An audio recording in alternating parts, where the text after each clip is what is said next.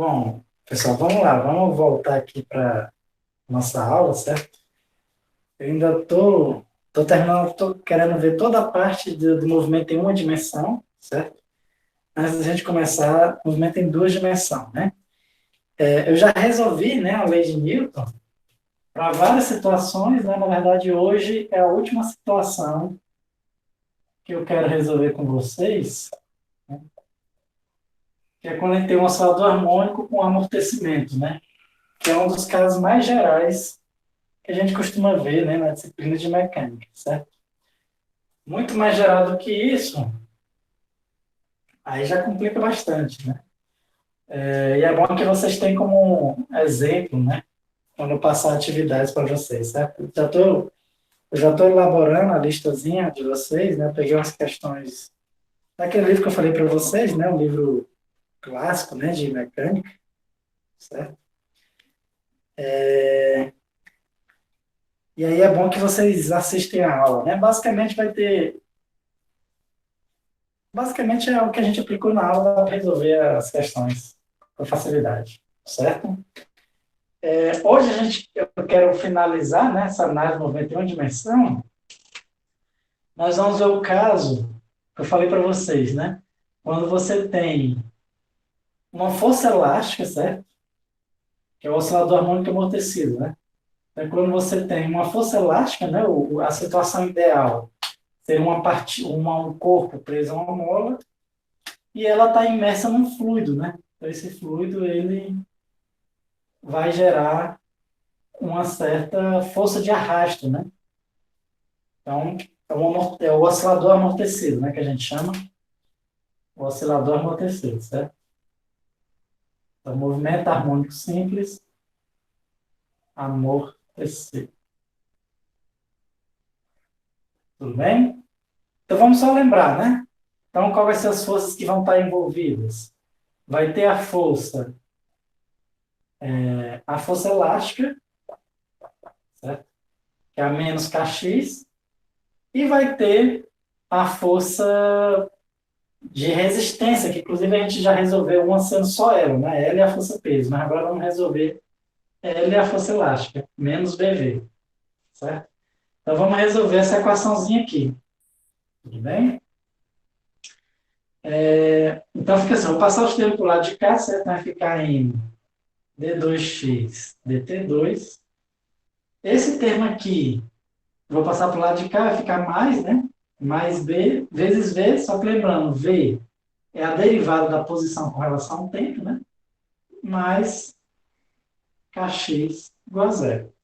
Então nós vamos resolver essa equação, né? Na verdade, esse oscilador harmônico amortecido que a gente vai ver, né?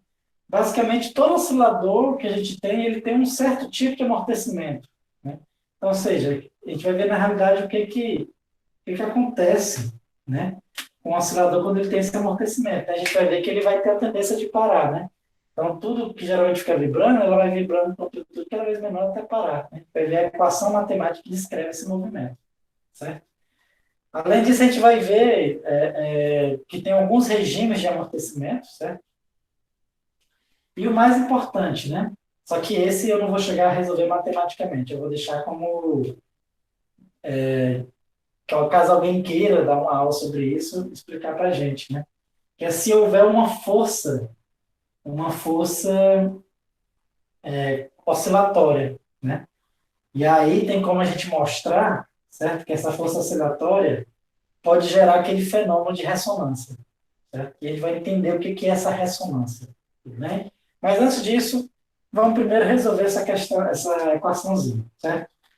Isso aqui, né? Vamos lá de novo, né? Uma equação diferencial de segunda ordem, certo? Linear, né? Linear e de coeficientes constantes. A gente já resolveu uma parecida, né? E aí eu falei para vocês, geralmente quando você tem uma equação como essa, como é que você chuta a solução, né? E aí sim, tem várias técnicas. Na realidade, de segunda ordem, eu acho que eu só conheço essa técnica mesmo, de segunda ordem, coeficientes constantes, né? Você chuta a sua solução como sendo uma exponencial, né, de um p vezes a variável t, certo? E aí você acha aquela equação não é transcendental, é secular, né? Então você diz que o x é um p elevado a t. Se eu derivar, né? O que que acontece? Derivada exponencial é ela mesma, né? Só que vezes a derivada de dentro. Então aparece um p exponencial de pt. Se eu derivar de novo, derivada segunda, vai aparecer o p de novo, p ao quadrado exponencial de pt, certo? Então, se eu substituir aqui, né, ó, vai ficar o quê? M, derivada segunda, que é p ao quadrado exponencial de pt, certo? Mais b, né, vezes a derivada primeira, que é p exponencial de pt, p exponencial de pt, mais k vezes a exponencial, né, que é o x. K vezes a exponencial de pt igual a zero, certo? Como a exponencial, né, ela nunca zera, certo? Ela nunca zera, então eu posso cancelar em todos os termos, né? Ela nunca zera. E aí eu obtenho que m p ao quadrado mais bp mais k é igual a zero. O que é isso aqui? Isso aqui é uma equação diferencial para p. Ou, perdão, uma equação do segundo grau, né, para p. Então eu vou ter dois valores de p que vão me dar as minhas duas soluções, né? Lembra que eu sempre a solução de uma equação diferencial de segunda ordem sempre é uma constante vezes uma função mais uma constante vezes outra função, certo? Então, eu vou ter as duas soluções a partir daqui, né? E aí, ó, aqui resolve lá como a gente resolve lá no ensino médio, né? Delta é b ao quadrado menos 4 que multiplica o a que multiplica o c, certo? Aí aqui a gente já tem alguns detalhes, né? Lembrando que a nossa solução, ela pode ser o seguinte, eu posso ter nenhuma raiz real, posso ter duas raízes reais, ou posso ter só uma raiz real, né? Dependendo do valor do delta, certo? Cada caso desse, eu vou ter três tipos de movimento diferente. Então, vamos analisar cada um dos tipos, certo? Primeiro, vamos analisar o caso mais simples, por incrível que pareça, é quando esse delta é menor do que zero. Ou seja, vai ter raízes complexas, né? É o caso mais simples. Vamos ver aqui. Quer dizer, os outros dois também não são complicados, não. Mas vamos só ver. Quando é que vai acontecer esse caso, né? É quando b ao quadrado for menor do que 4m vezes k, certo? Só que aqui a gente costuma dizer o seguinte, raiz de k sobre m, se eu vou colocar daquele ômega zero, né? Do oscilador harmônico simples, certo? Então, o que eu vou fazer? Então, eu quero que apareça um k sobre m, certo? Então, eu divido por m ao quadrado nos dois lados, divido por m ao quadrado, e que eu quero que se torne um k sobre m, então, eu divido, na verdade, por 4m ao quadrado, certo? Então, fica o seguinte, aqui eu vou obter o seguinte, que b ao quadrado dividido por 4m ao quadrado é menor do que o k sobre m, né? Que é o que eu queria, certo? Tira a raiz, então vai ficar raiz, aliás, tira a raiz, vai ficar b 2m menor do que a raiz de k sobre m, né? A raiz de k sobre m. Essa raiz de k sobre m, né, a gente tinha chamado do ômega zero, né? É a frequência natural de oscilação do oscilador, certo? Então, ou seja, quando esse b dividido por 2m for menor do que a frequência natural de oscilação, né? Ou seja, isso que vai depender da relação, né, entre a frequência natural de oscilação, né, a frequência angular, né, que a gente chama natural de oscilação, se esse amortecimento for menor do que esse valor, né, toda essa constante, né, B sobre 2M, certo? Inclusive, toda essa constante, B sobre 2M, a gente chama de gama zero também, certo? B sobre 2M. Tudo bem? ver só como é o nome que o livro dá aqui. É coeficiente de amortecimento, alguma coisa assim. Deixa eu só para ter certeza. Vou pegar aqui.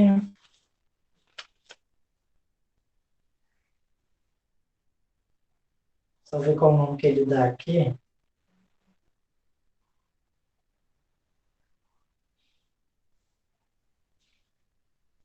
Aqui.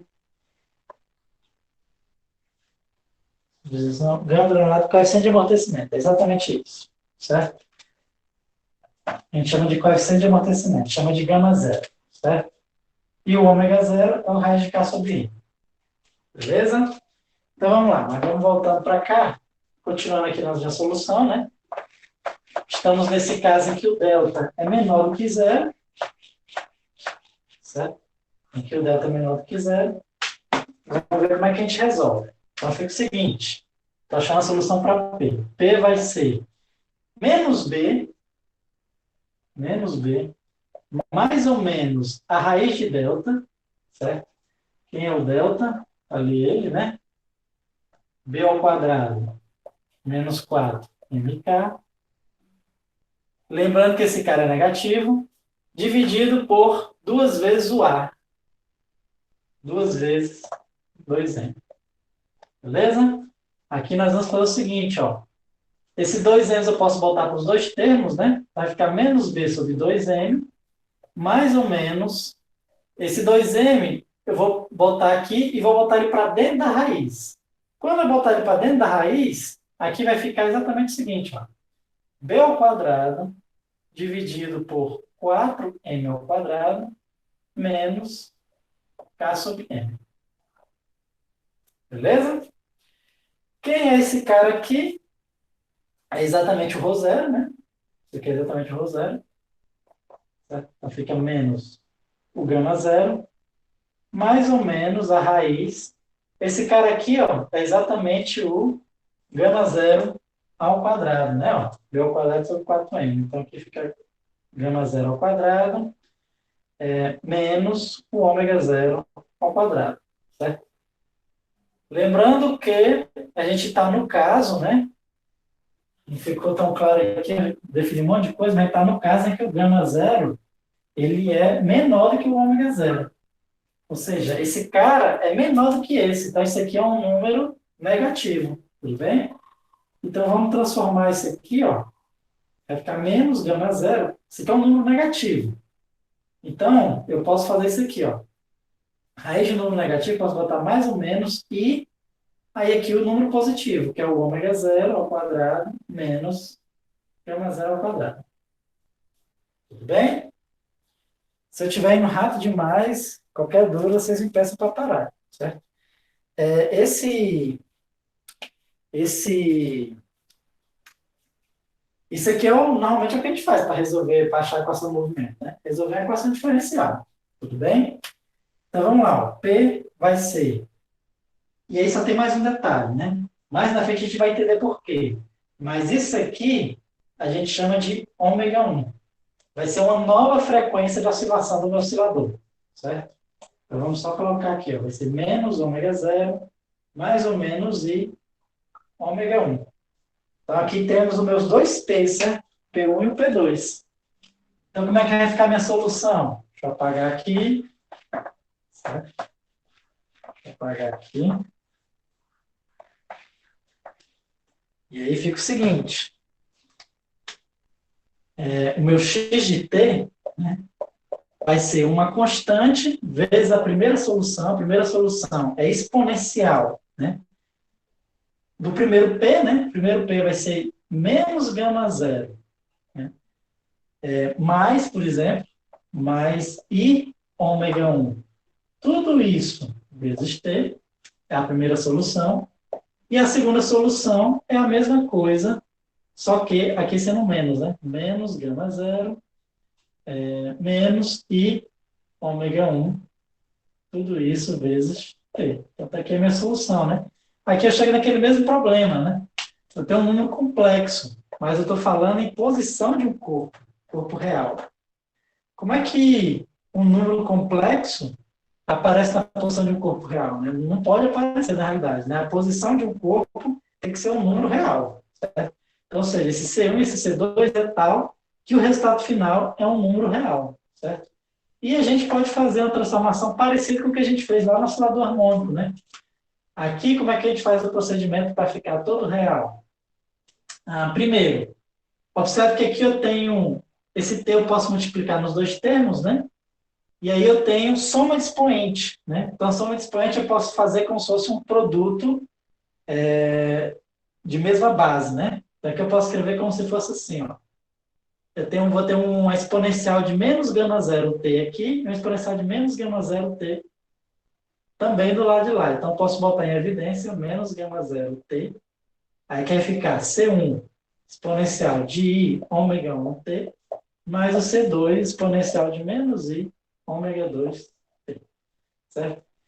E aqui, né, esse próximo passo, eu faço igual como eu fiz lá no oscilador harmônico, se vocês lembram, né? O que foi que eu fiz? Eu peguei e transformei isso aqui, né? Foi até a sugestão do Adriano. Em cosseno mais seno, e aqui em cosseno menos seno. Vou organizando, renomei as constantes. No final, isso aqui eu posso escrever como sendo, né? Exponencial de menos gama zero t. Aí aqui fica uma constante vezes o cosseno de ômega 1t, mais outra constante vezes o seno de ômega 1t. Certo? E aí, né, a partir daqui a gente fez outro procedimento ainda, né? A gente fez uns esquemazinhos lá, como se fosse a soma de cosseno fosse, quer dizer, como se isso aqui fosse o cosseno do arco soma, né? Vocês podem verificar na aula passada, né? Não vou repetir para não ficar muito repetitivo, certo? Mas eu consigo transformar tudo isso nisso aqui, ó. Um xm, uma constante, vezes essa exponencial de menos ômega zero t, vezes o cosseno de ômega 1t mais um φ zero. Então, pronto. Então, quando eu tenho um oscilador harmônico, né, que está amortecido, em que o coeficiente de amortecimento é menor do que a frequência natural de oscilação, né, a frequência natural, a frequência angular natural de oscilação, certo? A equação do movimento vai ser essa, né? Só para a gente relembrar, né? Isso aqui é B sobre 2M, isso aqui é raiz de K sobre M, certo? E aí, o que a gente observa, né? Primeiro que é uma equação bem parecida, né? Vamos relembrar, vou botar aqui a equação do oscilador harmônico, só para a gente relembrar, e vou botar a equação do oscilador harmônico amortecido, certo? Então, o oscilador harmônico ele era assim, ó. X de t, xm, cosseno de ômega 0t mais um φ zero. O oscilador harmônico amortecido vai ser um xm, o que vai mudar? Temos essa exponencial aqui, ó, menos gama zero t, cosseno, agora vai ser um ômega 1t mais um φ zero. Vamos só entender o que vai mudar no movimento, certo? Então, se eu for desenhar o gráfico aqui da posição com o tempo, vamos relembrar o oscilador harmônico, né? Ele simplesmente oscilava para cima e para baixo em termos das posições de equilíbrio, né? Entre um mais xm e um menos xm, certo? Era assim que era o oscilador harmônico, né? Esse verdinho aqui. O que vai mudar agora? O que vai mudar é o seguinte. Observe, primeiramente, e drasticamente, né? É que vai ter essa exponencialzinha aqui, certo? Antes não tinha, né? Antes como é que era? Era a função cosseno multiplicado por um número. Então ele oscilava entre mais e menos esse número. Agora tem a função cosseno multiplicado por esse mesmo número, só que também tem um termo, um decaimento exponencial, certo? Vocês devem lembrar aí do cálculo, né? Decaimento exponencial, né? Que é um decaimento que é mais rápido que qualquer polinômio, certo? Então, assim, então o que vai acontecer? Então, ou seja, a amplitude do movimento vai decair agora exponencialmente, certo? Então, enquanto que antes a amplitude era sempre constante, a minha amplitude agora, ela vai decair, certo? Então, vamos só fazer assim, ó, fazer em vermelho. Minha amplitude agora vai decair. Ou seja, o corpo ele vai oscilar, certo? Tem um cosseno, então ele oscila ainda. Só que com a amplitude decaindo, certo? Então, como é que vai ser a função? Vai ser um negócio assim, ó. Ela vai oscilando, só com a amplitude decaindo. É exatamente como a gente vê, né? O corpo ele oscila, só que ele começa a oscilar com amplitude cada vez menor, certo? Então, ou seja, a primeira coisa que o amortecimento faz, ele vai diminuindo a amplitude, né? Que é o comportamento que a gente espera, né? Sempre a gente vê a coisa oscilando, ela vai diminuindo a amplitude até parar, certo? Outra coisa que também acontece, né, é que observe que a frequência angular é modificada, né? Ó. Esse meu ômega 1, ele é o quê? Exatamente a raiz de ômega zero, na verdade era o ômega zero ao quadrado menos o gama zero ao quadrado, né? Ou seja, então, o meu oscilador, ele não vai oscilar mais com a mesma frequência de antes, né? Se não houvesse amortecimento, ele oscilaria com a frequência angular ômega zero. Agora, com o amortecimento, ele oscila de uma forma diferente, certo? Uma outra, ele vai oscilar, né? A frequência angular vai ser menor, certo? Ou seja, se não houvesse amortecimento, ele vibra mais rápido, né? Com amortecimento, ele vai vibrando mais lentamente, o que faz todo sentido, né? Porque ele tem um amortecimento, então vai impedindo o movimento, certo? Mas uma coisa curiosa, né? Não sei se vocês já observaram isso, mas sempre quando você tem um oscilador amortecido, a amplitude vai diminuindo, mas a frequência de oscilação fica a mesma. O que significa dizer? Que quando você vê uma coisa oscilando, que ela vai oscilando até parar, certo? O tempo que ele leva para ir e voltar sempre fica o mesmo. Por mais que a amplitude vá diminuindo, né? O tempo que ele leva para ir e voltar sempre fica o mesmo. Isso é um pouco contraintuitivo, porque a gente pensa, se a amplitude está diminuindo, então ele vai para frente e para trás mais rapidamente, mas não é, né?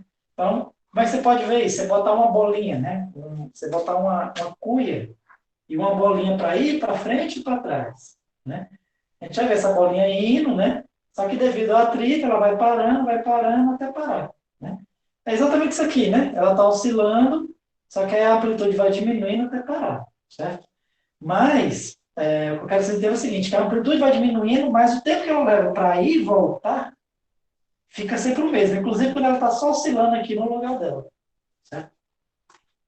Isso é o que, isso é o que modifica, né, no movimento, no oscilador harmônico amortecido, certo? Então, beleza.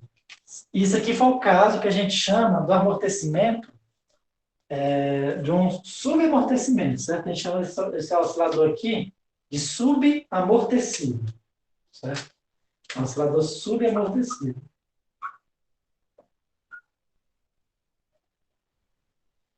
É um caso que a gente observa muito no nosso dia a dia, né? Mas a maioria dos casos de aplicação de amortecimento são casos em que o amortecimento ele é mais forte, certo? Então, num carro, o amortecedor de um carro, se ele tiver subamortecido, se ele estiver gerando um amortecimento subamortecido, ele é ruim, né? Porque o carro, o que você quer que o carro faça? Ele vai, deforma a mola do carro, né? Ou seja, o pneu vai se adequando ao piso, né? Se tiver um buraco, alguma coisa assim. Mas depois você quer que só que o carro vá sentando sobre a bola. Você não quer que o carro fique balançando, né? O carro balançar é uma coisa ruim, certo? Então, e geralmente, né, os casos que a gente aplica na indústria de amortecimento exatamente quando chega no amortecimento no subamortecido, é porque o amortecimento já está ruim, né? Então, quando o amortecedor do carro já está ruim, é que o carro fica balançando. Porque provavelmente o amortecedor ele não está fazendo o efeito dele e o carro continua balançando, né? Quando passa o buraco. Os outros casos que a gente vê é exatamente quando o ômega zero é maior ou igual quer dizer, o gama zero é maior ou igual que o ômega zero, que é o caso que a gente vai ver agora, certo? Que aí já é o amortecimento que a gente chama de o amortecimento superamortecido ou criticamente amortecido. São os dois casos, né? Primeiro vamos ver aqui o que a gente chama do superamortecido, certo? Super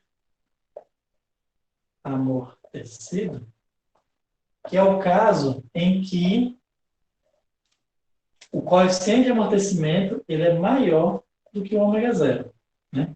Aí, nesse caso, fica mais fácil. Vamos lembrar, né?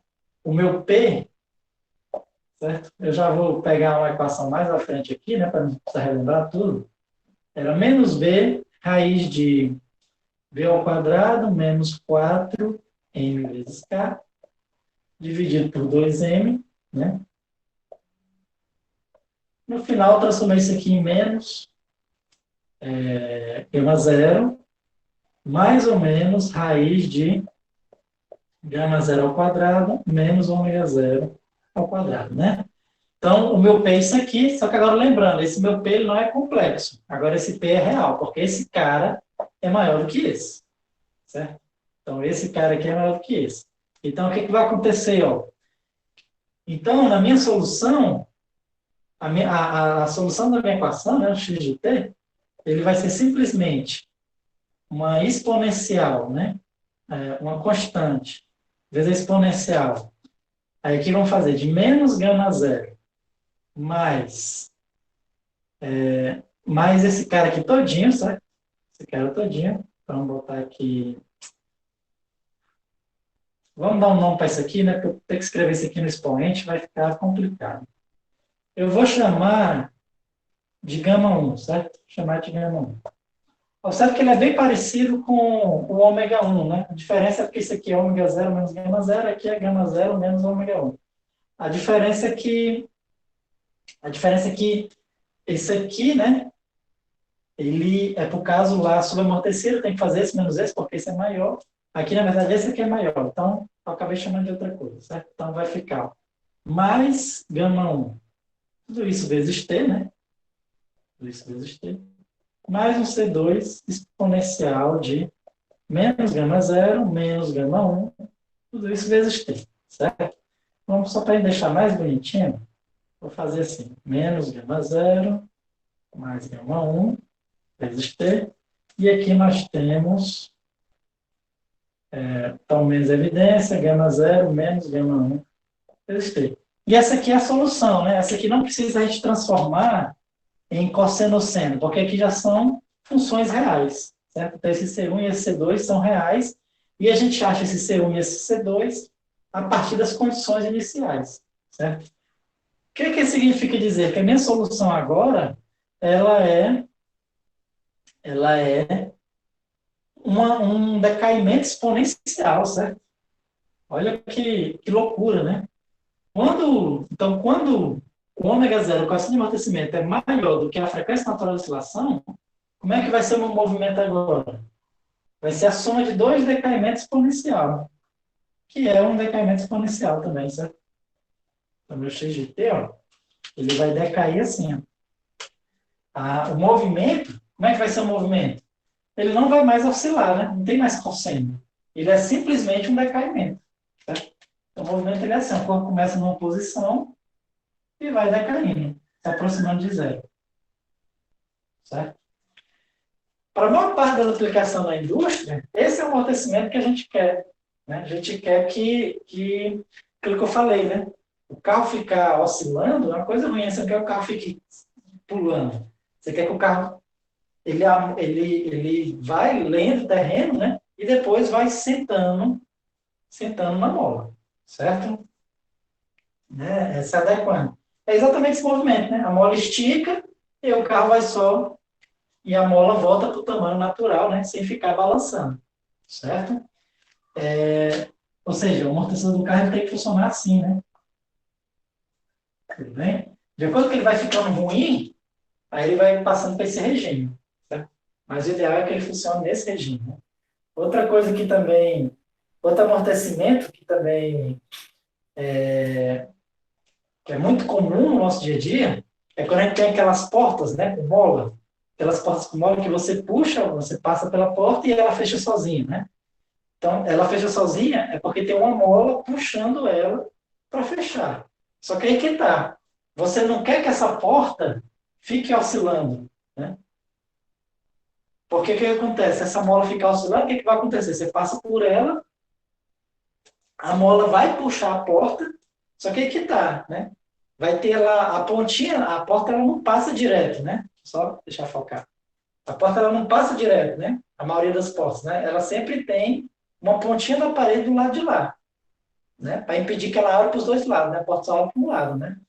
E aí o que eu quero dizer com isso? Que se ela for querer oscilar, né? Se ela estiver nesse regime aqui, na hora que você passar e soltar a porta, ela vai lascar a chibatada na parede, né? Não tem isso, né? Tem umas portas que a gente passa, e aí você acha que ela vai fechar sozinha, só que ela vem com força e lasca a porrada na parede, né? É por quê? É porque aquela mola, ela está nesse regime aqui. Ela vai tentar oscilar para o outro lado da parede. Só que aqui tá, como ela não consegue passar do outro lado, ela lasca a lapada na parede, né? O certo é que a porta funcione nesse regime. A porta, quando está novinha, você passa por ela, o que, que ela faz? Ela vai fechando sozinha, e quando vai chegando perto da parede, ela para. Né? É exatamente isso aqui, ó. Ela vai fechando sozinha, quando chega perto da parede, ela para. Ou seja, ela não fica oscilando. Certo? Na realidade, quase todo amortecimento, de aplicação de amortecimento da indústria, ele tem que ter esse comportamento. Né? Esse comportamento aqui geralmente não é o comportamento desejado. Tudo bem? O próximo caso, como eu falei, né? Vimos o caso menor, o caso maior, certo?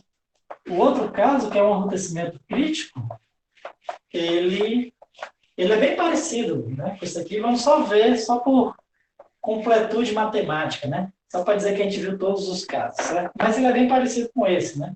Porque o próximo caso, que é o amortecimento crítico, certo? Ou criticamente amortecido, criticamente amortecido, acontece exatamente quando o coeficiente é igual ao gama zero. O que vai acontecer aqui, ó? O que acontece é que seu delta é igual a zero, né? Então, ou seja, o meu delta lá, né, que era b ao quadrado menos 4mk, ele era igual a zero. Ou seja, eu não vou ter dois valores de p, vou ter só um, né? Minha equação da, do segundo grau, né? A solução da equação do segundo grau só vai ter essa solução. Menos 2b sobre m, né? Ou seja, menos gama zero. Certo? E aí o que vai acontecer? O que vai acontecer é que no amortecimento crítico, certo? Como é que a gente vai ter duas soluções? A gente só tem uma solução, ou seja, a gente só vai ter essa solução aqui, ó, exponencial de menos gama zero t, né? Que é o p vezes o t. Como é que você acha a outra solução? Eu não sei se vocês lembram lá, mas sempre quando você tem isso acontece, né? Em vez de você achar todas as raízes, você acha raízes repetidas, certo? Então, o que, que você faz? Para você ter outra solução, você multiplica a variável, né? Vezes essa função que tem a raiz repetida. Então, a minha solução fica assim, ó. C1 mais C2 vezes essa exponencial, né? Isso aqui é o meu x de t, tudo bem?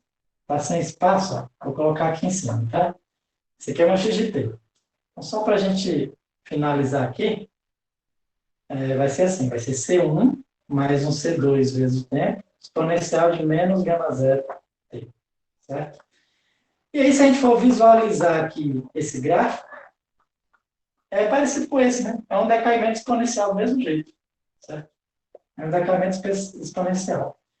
Qual é a diferença? A diferença é que esse decaimento aqui, ele é mais rápido, certo? Ele decai um exponencial de menos gama zero t.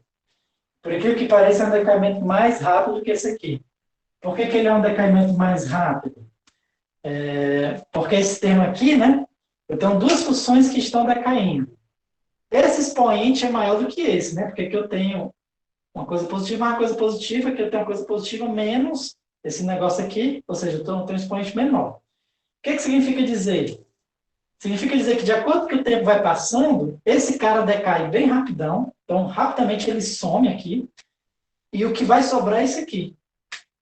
Então, no finalzinho, o decaimento dele, ele decai dessa forma aqui, ó, menos gama 1t. certo? Que é menor, né? É um expoente menor do que esse aqui. Ou seja, esse decaimento, ele é mais rápido do que esse decaimento. Então, esse amortecimento, o criticamente amortecido, certo? É um decaimento mais rápido, né? Ou seja, ele se aproxima do zero mais rapidamente, né? Inclusive, muitas vezes é esse regime aqui que é o desejado, né? Em que ele se aproxima do zero mais rapidamente, certo? É a única diferença do criticamente amortecido para o superamortecido, certo? E é por isso que a gente chama de criticamente amortecido, né? Porque ele vai para o zero mais rapidamente, né? É quando o amortecimento ele é mais intenso. Certo, pessoal? Alguma dúvida em relação a isso aqui? Bom, isso aqui, como eu falei para vocês, é um exemplo de amortecimento, né? Quer dizer, um exemplo da solução da lei de Newton, certo? Os exercícios que eu vou passar para vocês, basicamente, vocês vão resolver a lei de Newton, né? E vão estudar o movimento, vão fazer o que eu fiz aqui, só que para as forças que eu vou passar lá no trabalho, né? Lembrando que não precisa ficar desesperado, professor, muito difícil. Se vocês estão achando difícil, eu estou achando fácil, né? Mas isso aqui é basicamente, vocês já viram isso aqui em outras disciplinas, né? Mas, se surgir alguma dúvida, né? Não pode perguntar, tudo bem? Ei, professor, depois do referencial, viu? Como é? Depois do referencial, esse faça aí, viu? Depois de quê? Depende do referencial, esse faça aí, viu? Depende da referencial, Pois é, né? Dependendo do referencial, pode ser difícil ou fácil. Já aprendeu alguma coisa, né? Exatamente. Pois vamos lá, ó. Então, só para a gente finalizar a parte do movimento em uma dimensão, né? A gente vai estudar uma coisa bem interessante que vai servir para a gente quando a gente estiver estudando as órbitas dos planetas, certo? Que é a parte de energia, certo? Energia no movimento em uma dimensão, certo? Então, só para a gente resumir aqui, eu vou botar no movimento uma dimensão, certo? Então, fica o seguinte, acho que você até é até uma questão de um curso de cálculo, muitas vezes deduzir o teorema que a gente vai ver agora, né? Então, assim, o que acontece? A partir da lei de Newton, né, ó, força igual a massa vezes aceleração, a gente consegue fazer a seguinte dedução, ó. Força é igual a massa vezes aceleração, só que a aceleração eu posso escrever como sendo derivada da velocidade com relação ao tempo, certo?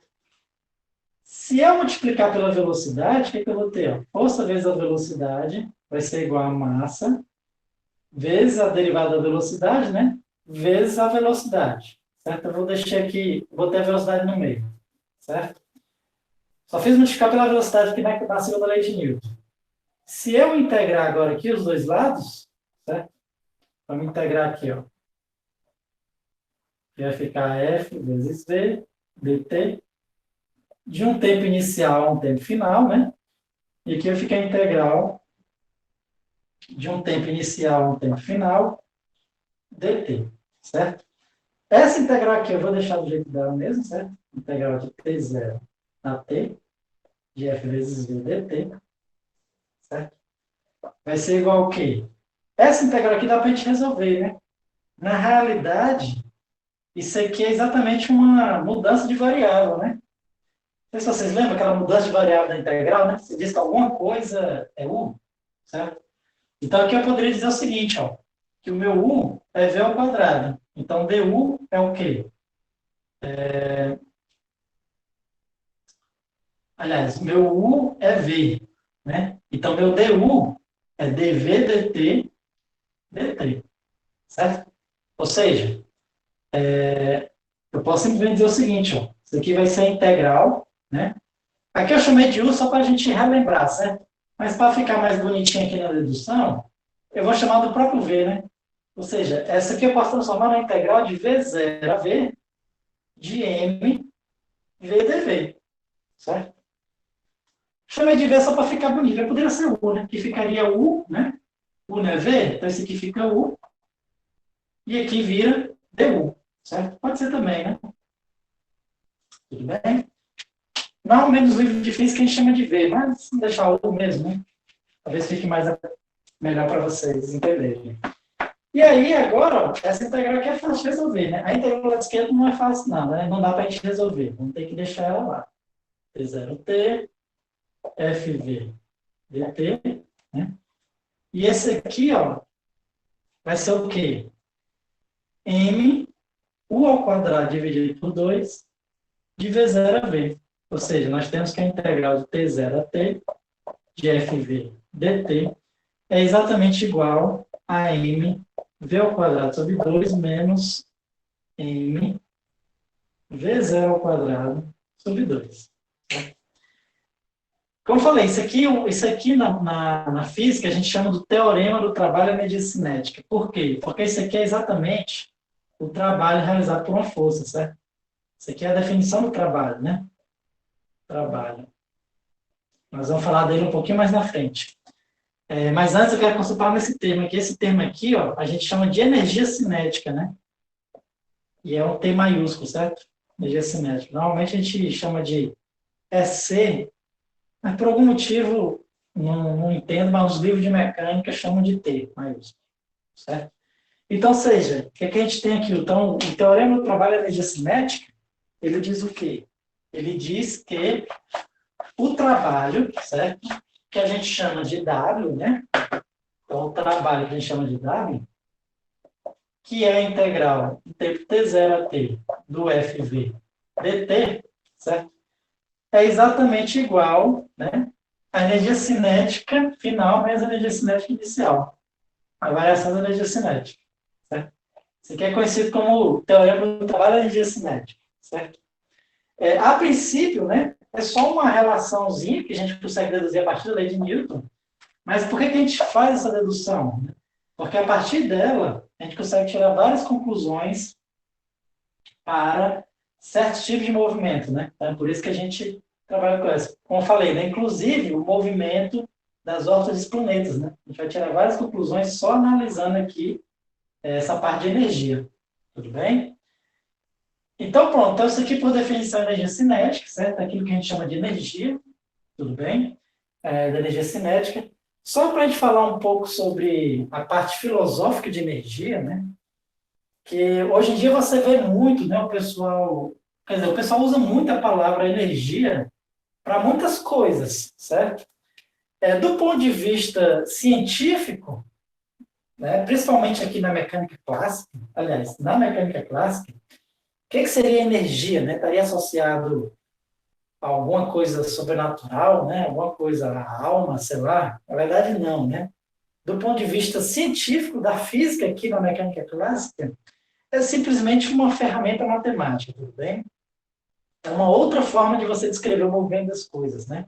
Então, assim, do ponto de vista físico, né, o que é energia? Ela é só uma outra forma de você, uma outra ótica de você analisar o movimento. Basicamente é isso, né? Então, não tem nada de alma, de extraordinário, né, de coisa sobre energia, né? Não estou dizendo que você não possa acreditar nessas coisas. Você pode acreditar, né? O que eu estou te dizendo é que é o seguinte, é que, do ponto de vista científico, o que é energia? É uma ferramenta matemática para descrever o movimento dos corpos. É isso, certo?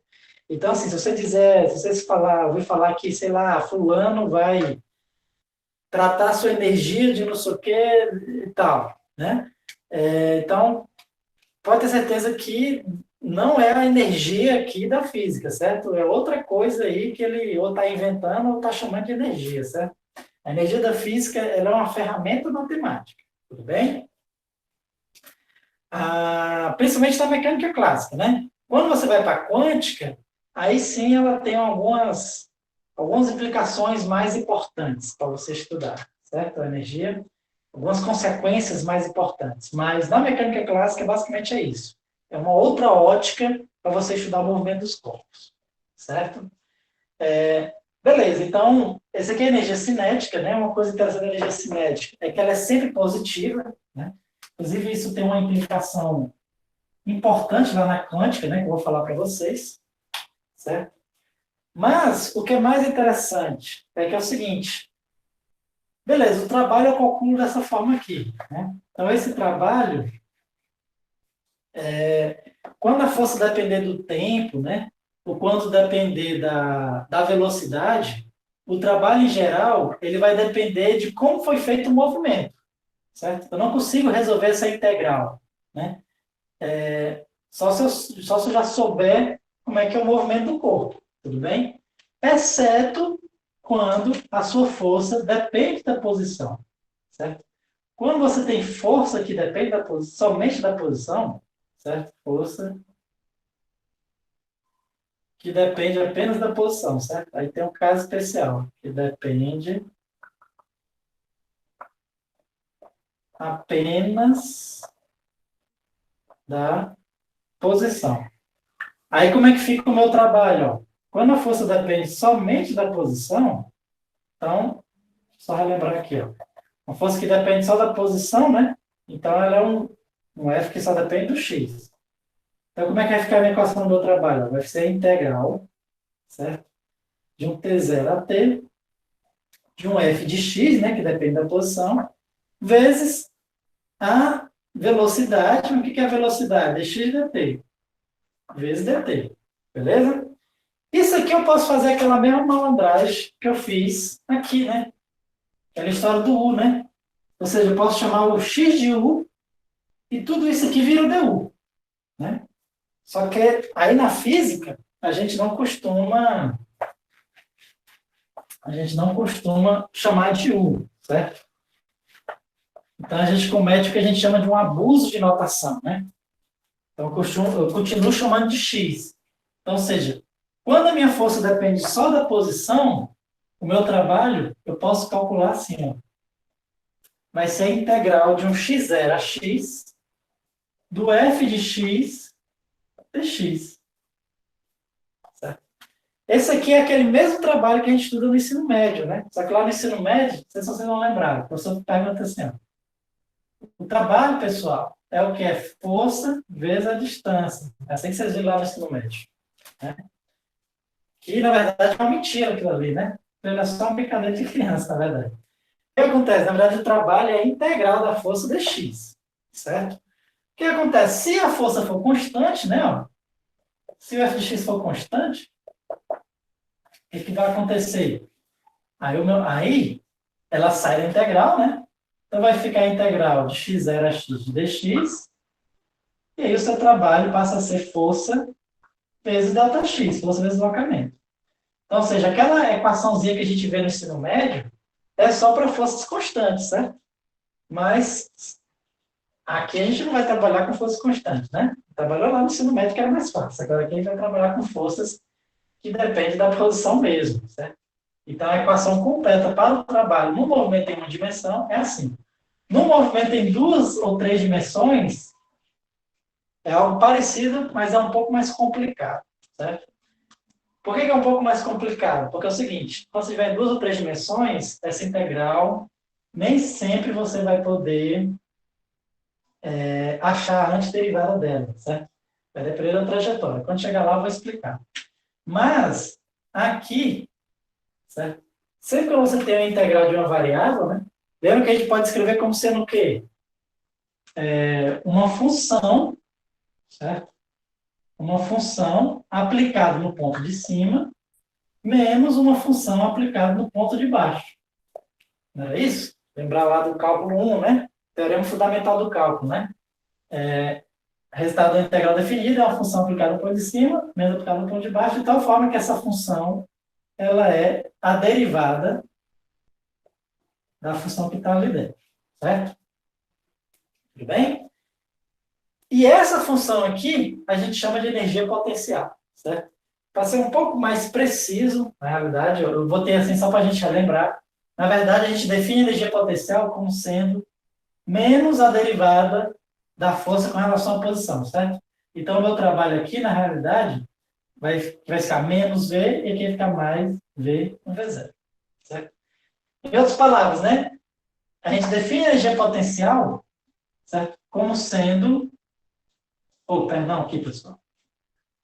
E eu errei o teorema fundamental do cálculo, né?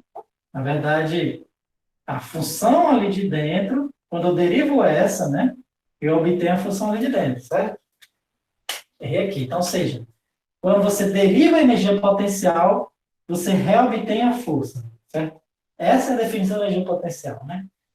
Você pode até definir a energia potencial como sendo essa integral aqui mesmo, certo? Vai ser a integral de um ponto específico que você adota até um ponto x, né? Menos isso. Por causa desse menos aqui na frente, certo? Esse menos aí a gente vai entender por que existe esse menos. Daqui a pouco a gente vai estudando energia mecânica, certo? É só para as coisas darem certo. Mas eu poderia definir a energia potencial como sendo aqui positivo também, certo? É só para ficar mais bonitinho, mais na frente. A gente bota esse menos aí. Então, beleza. Então, o que eu estou dizendo para vocês? Que toda força que depende da posição, certo? Você pode escrever o trabalho como sendo uma diferença de duas funções. Essa função a gente chama de energia potencial, certo? Como é que a gente obtém? Você pode obter como sendo a integral da força com relação à posição, ou então é a antiderivada, quer dizer, ela é a antiderivada da força. Você pode obter assim também, certo? E aí, a gente vai ver que isso gera, né, isso gera algumas facilidades para a gente descrever o movimento. Tudo bem? Antes, deixa eu só falar um pouco sobre a energia potencial. Certo? A energia potencial, né, você define ela, como eu falei, sempre vai ser uma integral de um ponto de referência. Né? Nesse ponto de referência, certo? O potencial sempre é zero. Né? Ou seja, o potencial nesse ponto de referência, ele é sempre zero. Tudo bem? Sendo que ele é arbitrário, você pode escolher qual você quiser. Né? Vou dar um exemplo lá no ensino médio. Não sei se vocês lembram da energia potencial no ensino médio. Uma das primeiras energias potenciais que a gente estuda é a gravitacional, né? Ou seja, se a sua força for igual a mg, né? Se aplicando essas equações aqui, você vai ver que o potencial vai ser, na verdade, menos mg, então a energia potencial vai ser mg vezes z, onde z é a coordenada y. Quer dizer, coordenada y não, perdão, coordenada vertical, certo? E aí o que acontece? Sendo que você pode escolher, né, o ponto onde o V vai ser zero, onde você quiser. Né? Ou seja, a gente diz o seguinte, você sempre pode somar ou subtrair uma constante que você quiser para você poder zerar ele onde você quiser. Tudo bem? Ele tem essa opção, né? Na verdade, as coisas que acontecem, que tem essa propriedade na física, a gente diz que elas não são, digamos assim, reais, né? Ela tudo depende da descrição, de como você quer descrever seu movimento. Né? Então, ela vai descrever o movimento, vai descrever de forma correta, né? Você vai conseguir calcular a posição, velocidade, tudo que você quiser, mas ela em si não é uma coisa real, né? Por quê? Porque ela depende da sua descrição. Se você mudar a sua referencial, você já muda ela. Você pode botar um valor arbitrário para ela para qualquer ponto que você queira. Então, ela não é uma coisa real, né? Porque uma coisa real tem que ser uma coisa fixa, uma coisa específica, mas ela não, ela pode ser o valor que você quiser em qualquer ponto, né? Então, a gente diz que não é real, certo? Ela é definida a menos de uma constante aditiva, que a gente chama. Tudo bem? Então, essa propriedade ainda existe aqui, certo? E o que acontece? E tudo isso que eu falei, né? Certo? O mais importante é o que eu vou achar bem que assim, tudo bem? Porque é o seguinte, pelo teorema do trabalho na energia cinética, a gente achou que o trabalho é a variação da energia cinética. Se a minha força depender da posição, eu já acho que o meu trabalho vai ser o quê? Não sei se vocês estão conseguindo ver, mas isso aí é exatamente menos a variação da energia potencial. Certo? Ou seja, se a minha força depender da posição, o que eu posso dizer? Ó? Que a variação da energia cinética é menos a variação da energia potencial. Né? Então, vamos só colocar aqui, ó, o que é isso aqui? A energia cinética final, né? M V0 ao quadrado sobre 2, aliás, MV ao quadrado sobre 2 menos MV0 ao quadrado sobre 2. Isso aqui é aquilo ali, né? Menos Vx mais V de x0. Reorganizando os termos, eu posso escrever o seguinte, ó, que mv ao quadrado sobre 2 mais v de x vai ser igual a m v0 ao quadrado, aliás, v ao quadrado sobre 2, v0, né, mais o v de x0. O que que significa dizer? Isso significa dizer o seguinte, estamos terminando, certo, pessoal? Essa equaçãozinha aqui, pode até não parecer, mas essa equação é uma das equações mais importantes da física. Essa equação, ela diz o seguinte, que a energia cinética mais a potencial em qualquer tempo posterior, se eu pegar a energia cinética em qualquer tempo posterior e a energia potencial em qualquer tempo posterior, a soma dos dois, certo? Vai ser igual à soma da energia cinética inicial mais a potencial inicial. Ou seja, a soma dessas duas sempre vai ser igual à soma da inicial. O que significa dizer? Significa dizer que essa soma ela é uma constante, né? mv ao quadrado sobre 2 mais a energia potencial, né? A energia cinética mais a energia potencial, ela é uma constante. Isso aqui a gente chama do teorema da conservação de energia, certo? Conservação de energia. Então, se a sua força só depender da posição, a soma dessas duas, ela vai se conservar, né? Sempre vai ser constante. Então, ou seja, é como se... Aí a gente diz, né? A energia potencial vai se transformando em energia cinética e vice-versa, certo? A energia potencial, né? E é isso é o que dá o nome da energia potencial, né? A energia potencial é por quê? Porque a gente diz que ela tem uma certa potência, né? Existe uma possibilidade ali de você transformar em energia cinética, né? Tem uma energia que está armazenada ali que transforma em energia potencial, né? Então, tipo assim, esse pincel bem aqui assim, a gente diz que ele tem energia potencial. Por quê? Porque está agindo a força-peso e ele tem uma certa potência em transformar essa energia potencial em cinética. Se eu soltar, ele começa a transformar a energia potencial que está armazenada nele em energia cinética, né? Energia cinética está associada ao movimento, né? Sempre quando existe movimento, existe energia cinética, certo? É a velocidade aqui. Tudo bem? Beleza? Devido ao fato da soma dessas duas ser constante, aí a gente chamou, né, essa soma de outra energia, certo? De energia mecânica, tudo bem? Então a gente chama de energia mecânica, aí esse sim a gente chama de E, né? Como sendo a soma da energia cinética mais a energia potencial, certo? E o que foi que a gente acabou de provar aqui? Que a derivada da energia mecânica, né, é igual a zero, certo? Lembrando que a gente não provou para todos os casos. Isso aqui não é verdade para todos os casos. Isso aqui só é verdade quando a força depender somente da posição, certo? Isso em uma dimensão, né? Quando a gente vai trabalhando em 2 ou 3 dimensões, vai ter outra condição a mais. A força tem que depender da posição e ela vai ter outra condição a mais, né? Ela vai ter que ser conservativa. Tudo bem? Por que que isso é tão importante, né? Os casos em que a energia é igual a zero. Primeiro, que facilita, certo? Resolver o problema, né? Então, assim, às vezes, em vez de resolver a equação de Newton, eu consigo deduzir a equação da posição a partir dessa equaçãozinha aqui. Eu consigo integrar essa equação, certo?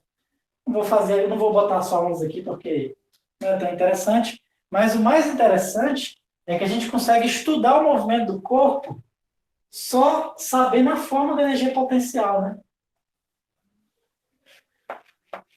Vou dar um exemplozinho aqui, ó, graficamente. Suponhamos que a minha energia potencial seja desse jeito aqui, ó. Energia potencial, né? Seja desse jeito aqui. Sim, ela desce, sobe, desce. E aqui, vou botar esse lado um pouco mais alto. Ela faz assim. Beleza? Então a gente consegue estudar o movimento do corpo só analisando esse gráfico, por incrível que pareça. Por quê?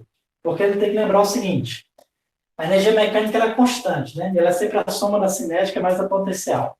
Então, suponhamos que a minha energia mecânica do meu no determinado sistema esteja exatamente nesse valor.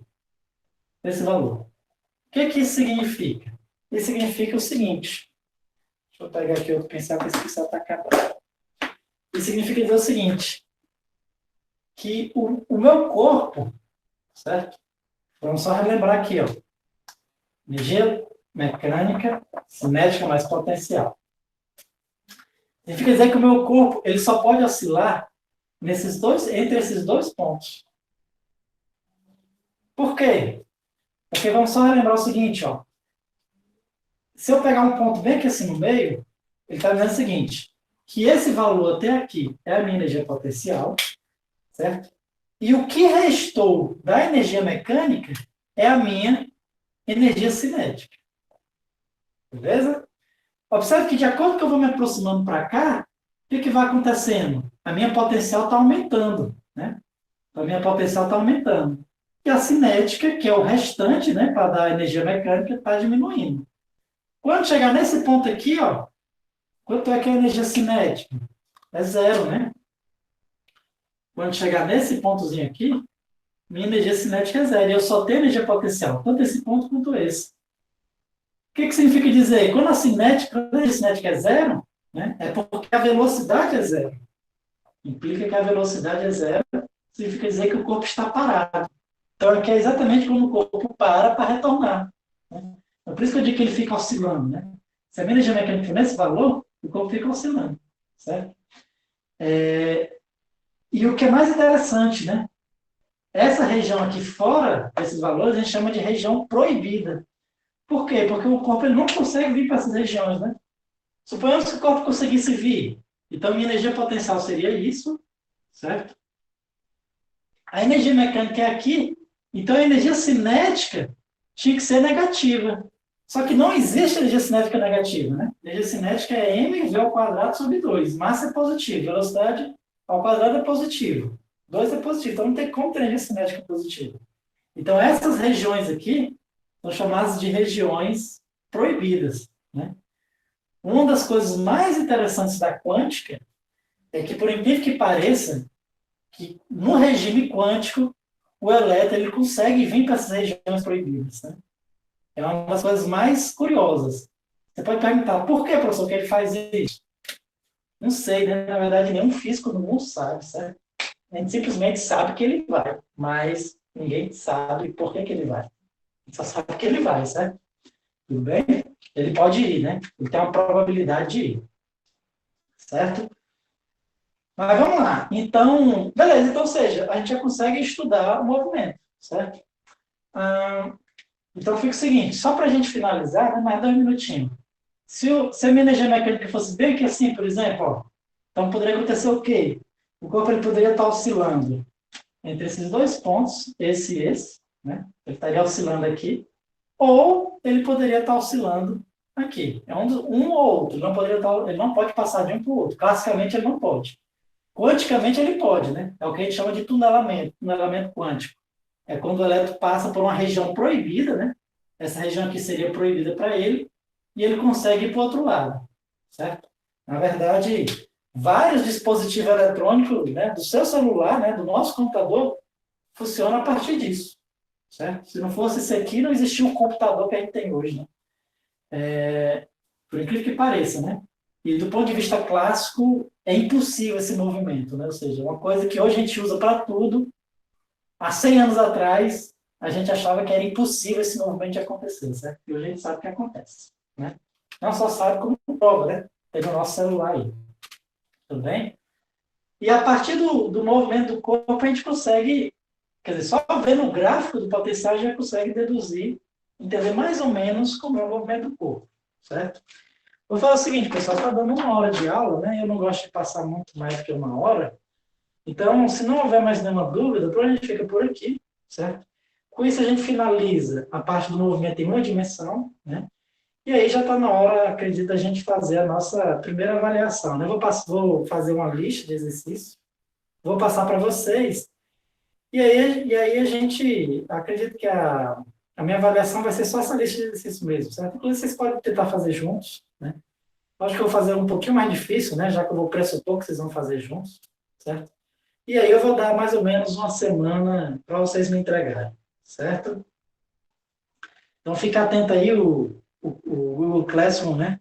Eu devo estar passando a lista de exercícios essa semana aí, certo? E eu sempre dou uma semana para vocês resolverem, certo? Então, pessoal, é isso. Então, uma boa noite para vocês, né? Se não houver nenhuma dúvida. Uma boa noite. Comigo não tem, professor.